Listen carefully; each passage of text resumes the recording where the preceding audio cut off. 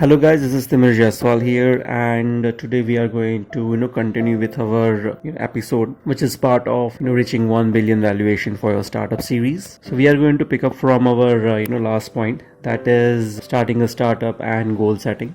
The next step would be product or the service that you want to launch. So we would be mainly talking about product creation and what are the mandatories of creating a product. So if I talk about product creation, there are a few points that one has to keep in mind. So the first thing is idea generation. So that I've already covered in starting a startup, which had market research, which had surveys that you can do to vet the ideas that you have, documenting the ideas. The second part is product definition, scoping and refining the product concept. So in this, you would basically identify what exact product you want to launch based on your findings and analysis. Third part is prototyping, constructing a visual representation of the product that you want to create and launch in the market. That is actually going to help people. So you need to create a prototype of it. If you want to create a product which is tech oriented or a SaaS based product, then you need to figure out what are the various kind of features and functions that you would be creating. How does your idea translates into a feature, a technical feature or a function, and to achieve the end goal, what kind of technologies you can use.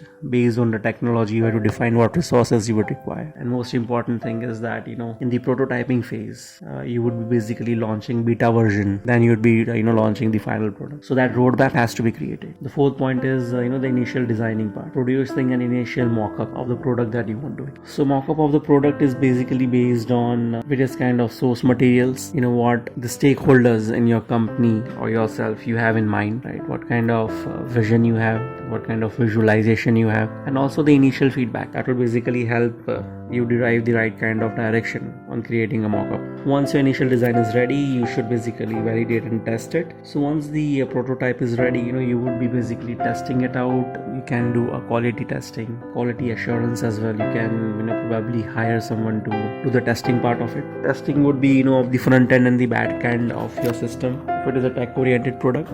If it is a tangible product that you are launching, you can basically have a testing group depending on what actually your product is, and based on that you would be getting various kind of feedbacks, right? You can use that feedbacks to further improvise and improve your tangible product. So once this phase is done, the last phase would be commercialization. So over here you would be focusing on the actual product development. If it is a physical product, right? If it is SaaS based product or a tech product, right? Or a software that you are creating for consumers to use or your target audience to use, you'd be basically start with the development part of it, and also the e-commerce implementation. This may require additional testing to ensure your live product is functioning as it was intended during the previous front-end testing phase, in case if it is a tech product. So there are certain people who would be required in the product development phase. One is the product management, then the design team, the marketing team, the senior management team, the project management team, the sales team, and the core development team. So there should be a complete feedback loop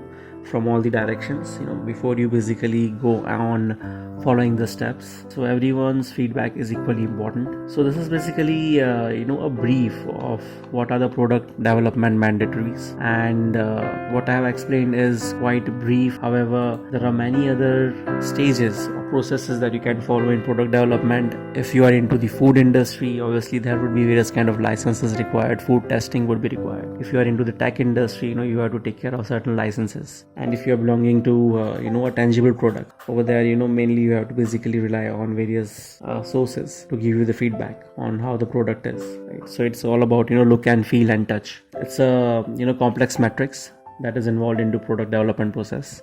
However, whatever I have said would give you, a baseline to work on. And obviously each and every episode that I create is integrated for the whole process. Next episode, it would be focusing on, the pricing strategy. So very soon I'll be releasing a pricing strategy episode as well. And obviously, do like, comment and share this episode so that, more people can use the information in it.